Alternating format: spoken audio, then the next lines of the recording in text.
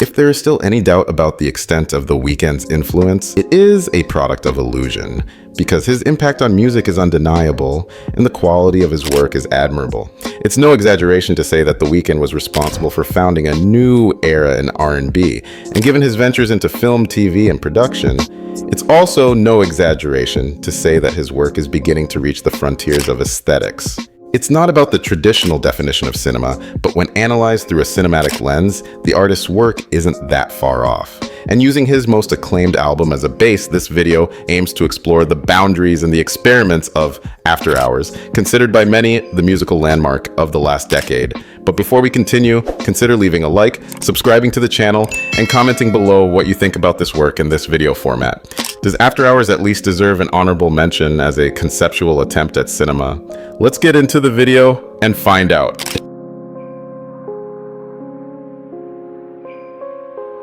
House of Balloons and the new era of R&B. It was March 2011 when a mysterious and provocative project called House of Balloons arrived on the world's main streaming platforms, signed by an equally mysterious artist known only as The Weeknd. A complete antithesis of what the media had expected. Rebellious, malicious, and impulsive, the persona of The Weeknd sang about how substance abuse and sex could make even the most self-aware man forget his pain and emptiness, suppressing those feelings along with the melancholy that comes with them. However, Abel's shy and harmless appearance didn't quite align with that message, which perhaps explains his anonymity at the time of release. House of Balloons was a milestone in 2011. Winning numerous awards, it revitalized R&B as a musical genre, which until then had been relegated to artists singing about trivial themes with melodies borrowed from rap and pop. Abel's triumph, at just 21 years old at the time, was bringing a new magnitude to the genre, presenting himself as an antithesis to what had been done up to that point. Instead of talking about money, women, and cars in a superficial way, he did so more delicately, exposing a darker and more toxic side of that mundane reality, and without showing remorse or regret for any of the actions described in the process. The album focuses on portraying a gray reality. Later came Thursday and Echoes of Silence, closing the artist's opening trilogy, which would come to be known as the first body of work in this new era of R&B. Now, more than 10 years later, The Weeknd has reached the top with a much more diverse discography, featuring projects that lean more toward pop, like Beauty Behind the Madness, and rap, like Starboy. However, as good as those projects are, they're not what define The Weeknd as the greatest male artist of our time. That title belongs to the album chosen as the fan favorite in 2021, After Hours, the work that revived the dark and obsessive aura of the trilogy that first launched him to success.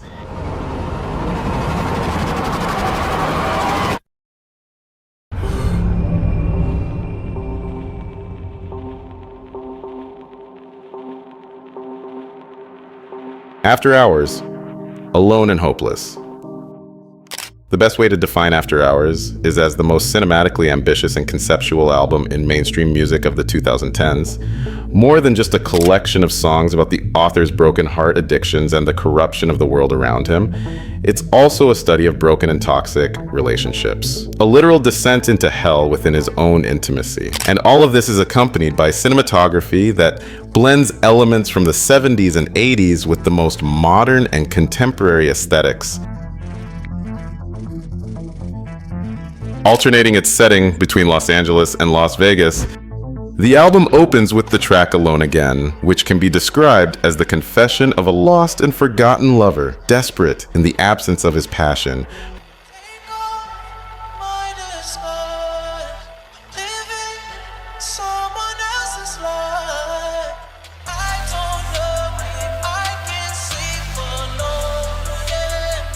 A direct connection can be made with the later track, Faith, where the artist exposes the glorification of drugs in this lifestyle and how little by little this behavior took over him and made him lose faith in the world of men.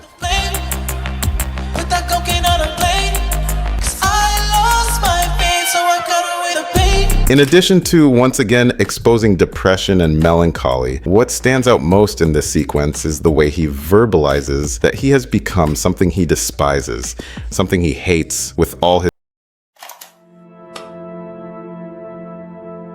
The road to hell. Continuing the analysis, it's necessary to focus on Snow Child and Escape from LA, which I personally consider the best tracks on the album. In Snow Child, featuring an animated piece that borrows aesthetic elements from all of the artist's albums and career phases, The Weeknd conceptually lays out his journey in the industry, starting from when he was just a dreamer in Toronto, a kid who relied solely on his dreams and ambitions to face a harsh reality, believing he had a shot at finding belonging and happiness in Los Angeles. I used to pray when I was 16.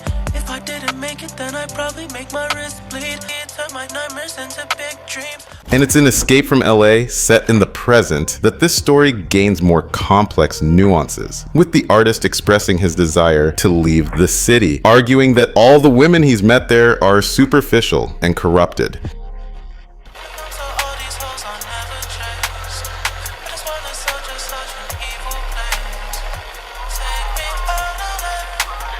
However, it's in the transition to the second part of the song that we find the key element of this sequence. Despite condemning that lifestyle and reality, the artist, when reunited with his lover, reveals that he returns to her without hesitation, and that for one night, he wanted to have her again.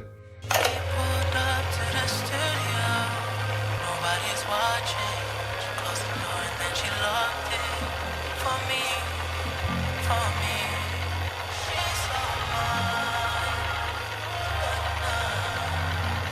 She's so mine. Until he calls.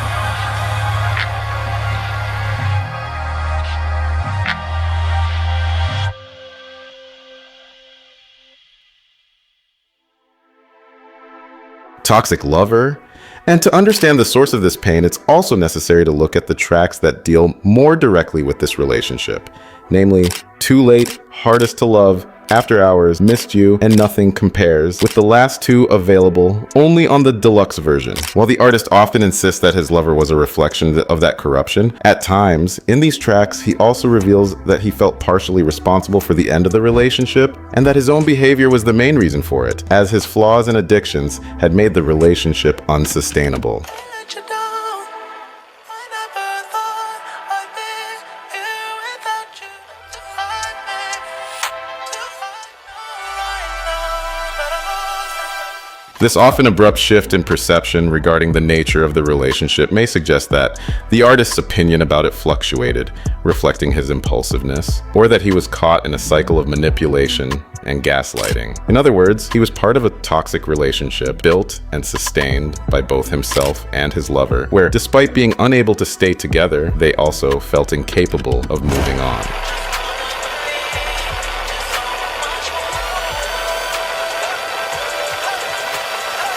This negative perception of everything, varying between himself, the city of Los Angeles, and his lover, shows that while the artist was capable of recognizing his mistakes and taking responsibility, he was unable to deal with them in a healthy way. Rather than moving on and seeking help, he gave in to desires and temptations. Thus, he was addicted to his toxic relationship. Tell myself I should get over you.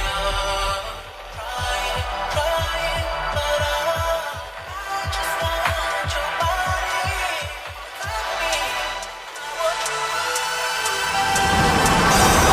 The way the music videos align a colorful and euphoric aesthetic with melancholic lyrics explains why the album was so quickly acclaimed, because it's a visual and musical representation of a toxic relationship, addictive, extreme, and nearly impossible to escape. This aesthetic is, therefore, a parallel to the very nature of this kind of relationship, attractive, seductive, and intense on the outside, but melancholic and hellish on the inside.